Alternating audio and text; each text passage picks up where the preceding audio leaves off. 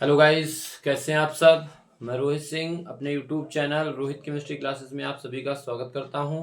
और जैसा कि आप सभी लोग जानते हैं कि हम लोग क्लास 12 बायोलॉजी के अनसॉल्व पेपर सॉल्व कर रहे हैं उसमें हम लोग एक नंबर वाले प्रश्न, जो भी हमारे ऑब्जेक्टिव और निश्चित उत्तरीय प्रश्न आते हैं, एक नंबर वाले प्रश्न हम लोग इस समय देख रहे हैं। तो जल्दी से आइए सभी लोग, वीडियो को लाइक कर दीजिए, चैनल को सब्सक्राइब नहीं किए तो सब्सक्राइब कर लें और बेल आइकन को जरूर प्रेस कर लें, जिससे कि सारे नोटिफिकेशन आप तक पहुंचते रहें। जल्दी से दोस्तों में वीडियो को शेयर करें और आ जाएं, हम लोग पढ़ना स्टार्ट करते हैं। ठीक है, पहला प्रश्न आपके सामने लिखा हुआ है, बीजांड का वह स्थान जहां बीजांड वृंत जुड़ा होता है कहलाता है। आंसर में 2023 सेकेंड सेट में पूछा गया है, दूसरे सेट में, बीजांड का वह स्थान जहां बीजांड वृंत जुड़ा होता है कहलाता है। ठीक है, तो आपको पता होगा माइक्रोपाइल, निभाग, नाभिका या अंडकोश का, इन चार ऑप्शन में से कौन सा ऑप्शन सही होगा। बीजांड का वह स्थान जहां बीजांड वृंत जुड़ा होता है वो कहलाता है नाभिका। क्या कहलाता है? नाभिका, जिसे कहते हैं हाइलम। जिसे क्या कहते हैं? हाइलम भी कहते हैं, इंग्लिश में हाइलम कहते हैं, हिंदी में इसको नाभिका बोलते हैं। सेकेंड क्वेश्चन है, टीबी के टीके का नाम है। जो टीबी रोग है, ठीक है, और ये जीवाणु जनित बीमारी है, और इसके द्वारा जो है कौन सा टीका लगता है, तो बीसीजी, डीपीटी, ओपीवी और कोवैक्सीन। तो इसका ऑप्शन सही है बीसीजी।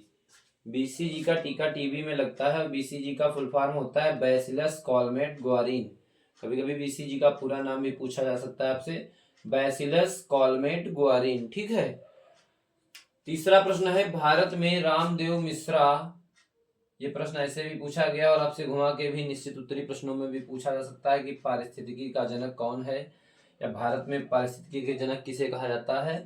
तो भारत में रामदेव मिश्रा को किस विषय के जनक के रूप में जाना जाता है। तो ऑप्शन है आपका पारिस्थितिकी, आनुवांशिकी, जैव प्रौद्योगिकी, मानव विकास। तो भारत में जो रामदेव मिश्रा हैं ये पारिस्थितिकी के जनक माने जाते हैं। ठीक है, चौथा क्वेश्चन, आनुवांशिक अभियांत्रिकी का उपयोग किसमें होता है। तो आनुवांशिक अभियांत्रिकी यानी कि जेनेटिक इंजीनियरिंग बोलते हैं इसको। कहीं कहीं ये आपको आनुवांशिक अभियांत्रिकी के जगह पर जेनेटिक इंजीनियरिंग भी लिखा हो सकता है, हिंदी में इसको बोलते हैं आनुवांशिक अभियांत्रिकी। तो आनुवांशिक अभियांत्रिकी का उपयोग चिकित्सा में भी होता है, कृषि के भी क्षेत्र में होता है, पारजीनी जीवों में भी होता है, और इनमें से सभी ऑप्शन चौथा है। तो इसमें से सभी हो जाएगा, इनमें से सभी।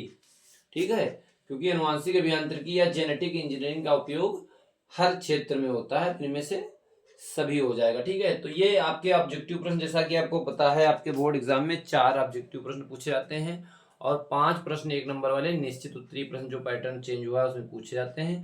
तो जल्दी से इसका स्क्रीनशॉट लीजिए, फिर हम लोग निश्चित उत्तरीय प्रश्न देखते हैं। स्क्रीनशॉट लीजिए सभी लोग, जल्दी से स्क्रीनशॉट।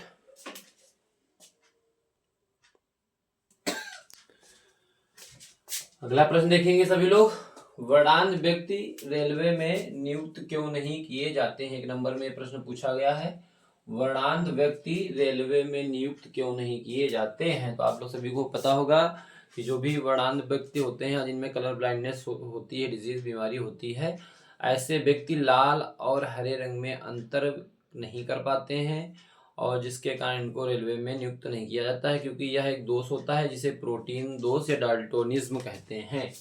इसमें लिख लेंगे,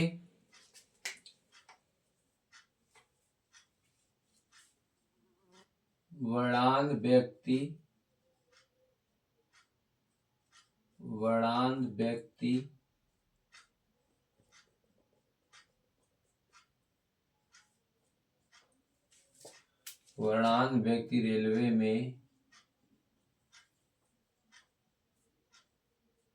रेलवे में नियुक्त नहीं किए जाते क्योंकि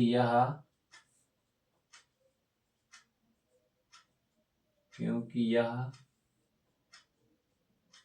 लाल व हरे रंग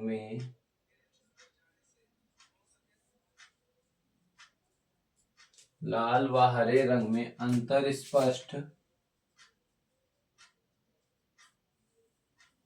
स्पष्ट नहीं कर पाते हैं।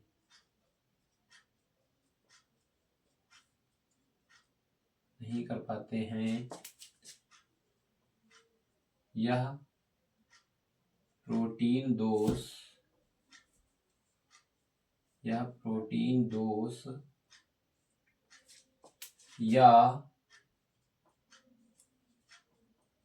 डाल्टोनिज्म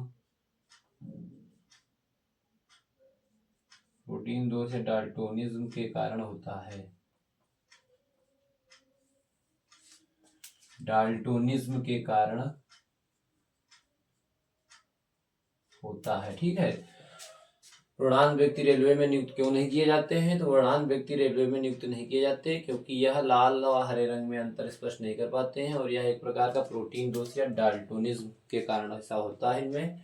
अगला प्रश्न है, डीएनए अणु को कौन सा एंजाइम तोड़ता है? तो आप लोगों ने जो आपके चैप्टर है वंशागति का आणविक आधार चैप्टर जो है आपके बायो में, उसमें आपने पढ़ा होगा कि प्रतिबंधित एंजाइम जो होते हैं या प्रतिबंधित एंजाइम जो होते हैं वो दो तरह के होते हैं कि एंडोन्यूक्लियस होता है और एक एक्सोन्यूक्लियस होता है। एंडोन्यूक्लियस डीएनए अणु को क्या करता है? विशेष स्थानों पर काटता है, बीच से काटता है, और जो एक्सोन्यूक्लियस होते हैं डीएनए खंड को अणु को सिरों पर काटते हैं। ठीक है।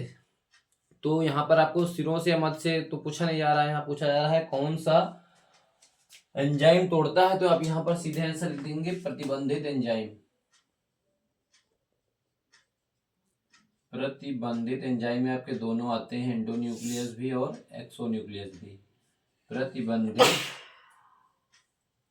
अगर आपसे वो विशेष करके पूछे कि डीएनए को विशेष खंडों या विशेष स्थानों पर कौन काटता है तो आप वहां पर एंडोन्यूक्लियस करेंगे। और अगर पूछता है कि डीएनए खंडों को सिरों से कौन सा एंजाइम काटता है, ठीक है, तो आप एक्सोन्यूक्लियस करेंगे। लेकिन ये दोनों प्रतिबंधित एंजाइम ही होते हैं। ठीक है। तो डीएनए अणु को कौन सा एंजाइम तोड़ता है? प्रतिबंधित एंजाइम। ठीक है। इसको इंग्लिश में बोलते हैं रेस्ट्रिक्टेड एंजाइम। Restricted enzyme.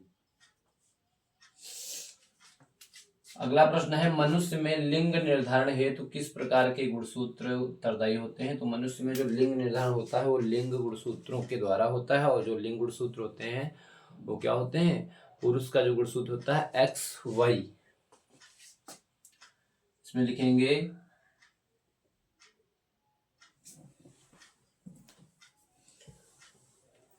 लिंग गुणसूत्र, लिंग गुणसूत्र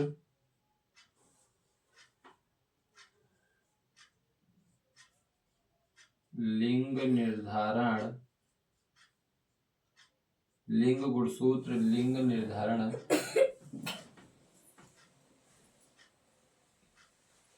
के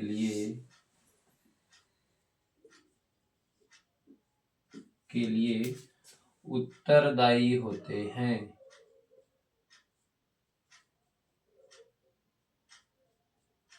जो पुरुष गुणसूत्र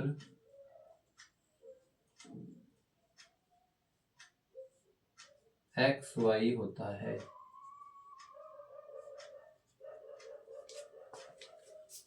ठीक है। अगला प्रश्न, लीडिंग कोशिकाओं के क्या कार्य हैं? तो आपको पता है लीडिंग कोशिकाओं के क्या कार्य है पूछा, और 1 नंबर का प्रश्न। इसमें आपको ज्यादा कुछ नहीं, बस आपको सटीक इसका आंसर देना है। तो इसमें आप लिखेंगे लीडिंग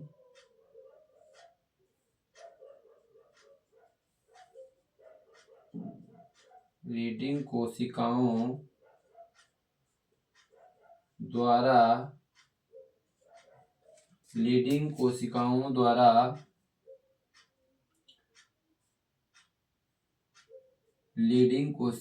द्वारा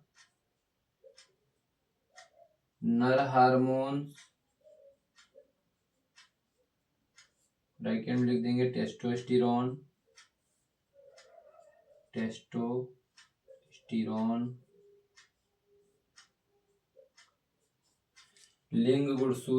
लीडिंग कोशिकाओं द्वारा नर हार्मोन टेस्टोस्टेरोन कॉमा एंड्रोजन तथा मादा हार्मोन्स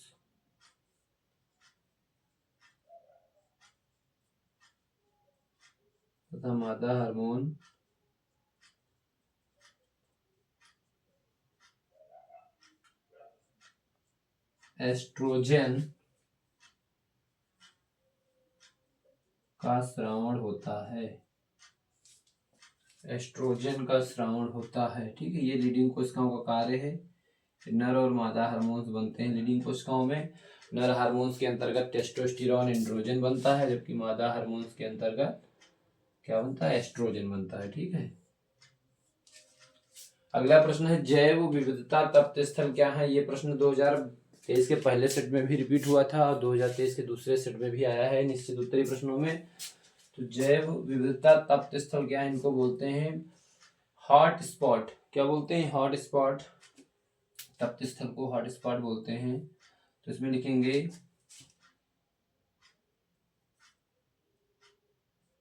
जैव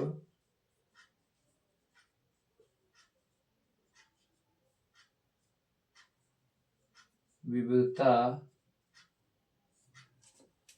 तप्त स्थल, जैव विविधता तप्त स्थल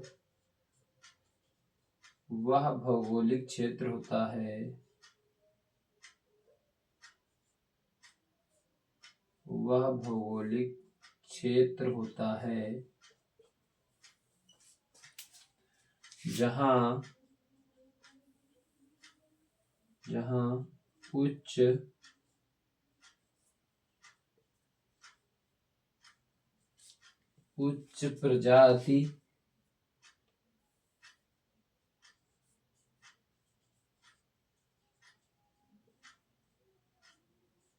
उच्च प्रजाति की अधिकता होती है तथा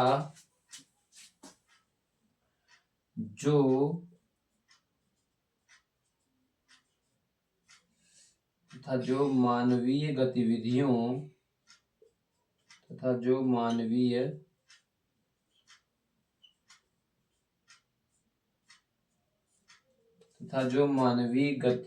द्वारा प्रभावित होती हैं।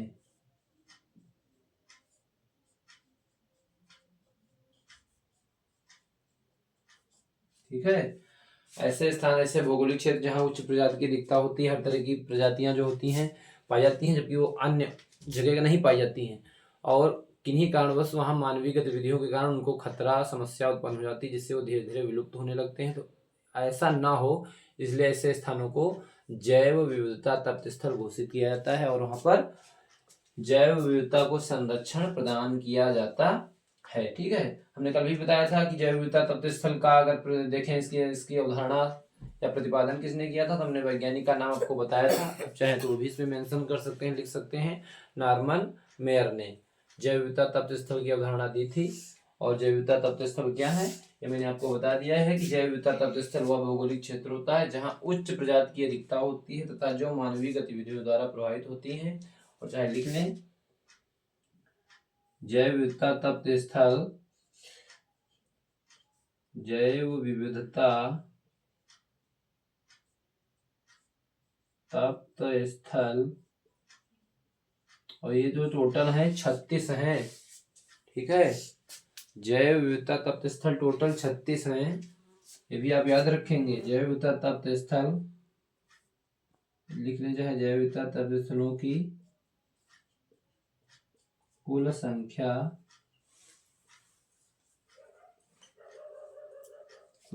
36 है तथा भारत में 4 प्रमुख तप्त स्थल हैं, जो कि आपको पता है 4 कौन कौन से। एक तो आपका पश्चिमी घाट श्रीलंका, दूसरा कौन है आपका दूसरा आपका बर्मा, और तीसरा आपका क्या है हिमालय, और चौथा आपका सुंडालैंड। ठीक है, तो 4 ये जो भारत में तप्त स्थल प्रमुख हैं। बाकी टोटल संख्या अगर आती है इसकी तो 36 है। ठीक है, जल्दी से सभी लोग स्क्रीनशॉट ले लीजिए। और ऐसे ही हम लोग पहले क्या करेंगे, अनसॉल्व में जो जो इम्पोर्टेंट प्रश्न आए हैं, कोई ज़रूरी नहीं है कि वो प्रश्न आपके 22, 23, 24 के हों, आप पीछे से भी रिपीट हो सकते हैं। ये नहीं कहीं लिखा है कि केवल 23, 24 और 22 से ही प्रश्न आएंगे आपके बोर्ड एग्जाम में। कहीं से भी पिछले 10 साल से प्रश्न पूछे जा सकते हैं, रिपीट हो सकते हैं। तो हम आपको अनसॉल्व में से जो एक एक नंबर के महत्वपूर्ण प्रश्न आए वो कराएंगे, फिर 2 नंबर वाले कराएंगे, फिर 3 नंबर वाले कराएंगे, क्योंकि समय कम है तो थोड़ा सिस्टम से चलेंगे। पहले 1 नंबर वाले देख लेते हैं महत्वपूर्ण प्रश्न, उसके बाद हम लोग 2 नंबर वाले करेंगे। ठीक है, thank you for watching this video.